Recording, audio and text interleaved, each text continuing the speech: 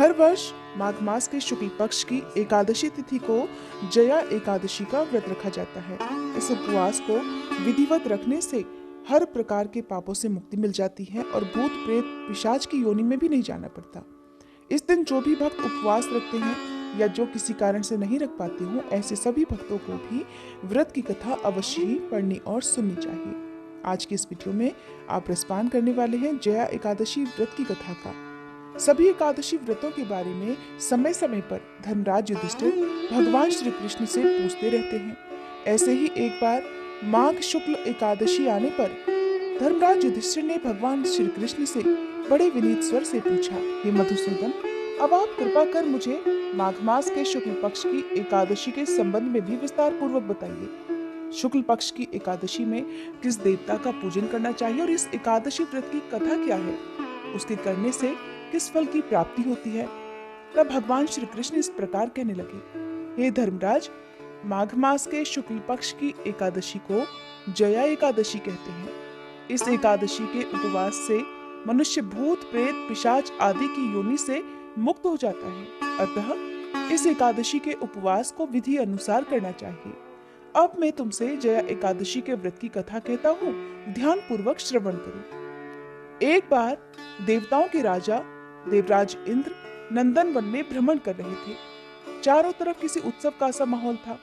गंधर्व गीत गा रहे थे और गंधर्व कन्याएं नृत्य कर रही थी। वहीं पुष्पवती नामक गंधर्व कन्या ने माल्यवान नामक गंधर्व को देखा और उस पर आसक्त होकर अपने हाव भाव से उसे रिझाने का प्रयास करने लगी। माल्यवान भी उस गंधर्व कन्या पर आसक्त होकर अपने गायन का सुरताल भूल गया, जिससे संगीत की लय टूट गई और संगीत का सारा आनंद बिगड़ गया। सभा में उपस्थित देवगणों को ये बहुत बुरा लगा। ये देखकर देवेंद्र भी रुष्ट हो गए। संगीत एक पवित्र साधना है और इस साधना को भ्रष्ट करना बड़ा भारी पाप है। इसलिए क्रोधवश देवराज इंद्र ने पुष्पवती और माल्यवान को तुरंत ही शाप दे डाला कि संगीत की साधना को अपवित्र करने वाले माल्यवान और पुष्पवती, तुमने देवी सरस्वती का घोर अपमान किया है, इसलिए तुम्हें मृत्युलोक में जाना पड़ेगा। गुरुजनों की सभा में असंयम और लज्जाजनक प्रदर्शन करके तुमने गुरुजनों का भी अपमान किया है, इसलिए इंद्रलोक में अब तुम्हारा रहना वर्जित है। अब तुम अधम पिशाच असंयमी सा जीवन बिताओगे।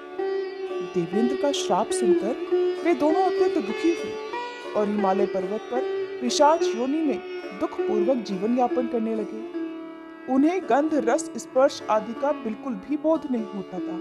वहीं उन्हें असहनीय दुख भी सहने पड़ रहे थे। दिन रात उन्हें किसी भी क्षण नींद नहीं आती थी। उस स्थान का वातावरण अत्यंत शीतल था, जिसके कारण उनके रोए खड़े हो जाते थे, हाथ पैर सुन्न पड़ जाते थे और दांत किटकिटाने लगते थे। एक दिन उस पिशाच ने अपनी पत्नी से कहा कि न मालूम अपने पिछले जन्म में हमने कौन से ऐसे पाप किए हैं जिसके कारण हमें इतनी दुखदाई ये पिशाच योनि प्राप्त हुई है। पिशाच योनि से नरक के दुख सहना कहीं ज्यादा उत्तम होता होगा। इस प्रकार के अनेक विचारों को कहते हुए वे दोनों अपने दिन बिताने लगे। भगवान की कृपा से एक बार माघ मास के शुक्ल पक्ष की जया एकादशी के दिन इन दोनों ने कुछ भी भोजन नहीं किया और न ही कोई पाप कर्म किया। उस दिन मात्र फल फूल खाकर ही इन्होंने अपना दिन बिताया और महान दुख के साथ पीपल के वृक्ष के नीचे विश्राम करने लगे। उस दिन सूर्य भगवान अस्ताचल को जा रहे थे, अर्थात अस्त हो रहे थे। वह रात उन दोनों ने एक दूसरे से सटकर बड़ी कठिनता से काटी। दूसरे दिन प्रातः काल होते ही प्रभु की कृपा से इन दोनों की पिशाच योनि से मुक्ति हो गई और पुनः अपनी अत्यंत सुंदर अप्सरा और गंधर्व की देह धारण करके तथा सुंदर वस्त्रों और आभूषणों से अलंकृत होकर वे दोनों स्वर्गलोक को चले गए। उस समय आकाश में देवगण तथा गंधर्व इनकी स्तुति करने लगे। फिर नागलोक में जाकर इन दोनों ने देवेंद्र को दंडवत प्रणाम किया। देवेंद्र को भी उनके इस दिव्य रूप को देखकर महान आश्चर्य हुआ। तब उन्होंने महान आश्चर्य के साथ ही इन दोनों से पूछा कि तुम्हें पिशाच योनि से मुक्ति किस प्रकार मिली, उसका सारा वृतांत मुझे भी बताओ। देवेंद्र की बात सुनकर माल्यवान कहने लगा, हे देवताओं के राजा इंद्र, श्री हरि की कृपा तथा जया एकादशी व्रत के पुण्य से हमें पिशाच योनि से मुक्ति मिली है। देवराज कहने लगे, हे माल्यवान, एकादशी व्रत करने से तथा भगवान श्री हरि की कृपा से तुम दोनों ही पिशाच योनि को छोड़कर अत्यंत पवित्र हो गए हो। इसलिए हम लोगों के लिए भी वंदनीय हो गए हो, क्योंकि शिव और विष्णु भक्त हम देवताओं की वंदना करने योग्य हैं। अतः आप दोनों धन्य हैं। अब आप प्रसन्नता पूर्वक देवलोक में निवास कर सकते हैं।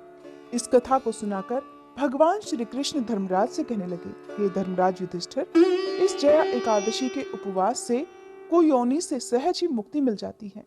जो मनुष्य अपने जीवन में इस एकादशी का व्रत कर लेता है, उसने मानो सभी तप यज्ञ दान आदि कर लिए हैं। जो मनुष्य श्रद्धा पूर्वक जया एकादशी का व्रत रखते हैं, वे अवश्य ही सहस्त्र वर्ष तक स्वर्ग में वास करते हैं। ऐसा कहकर भगवान श्री कृष्ण मौन हो गए। हरे कृष्णा। आज की कथा समाप्त हुई।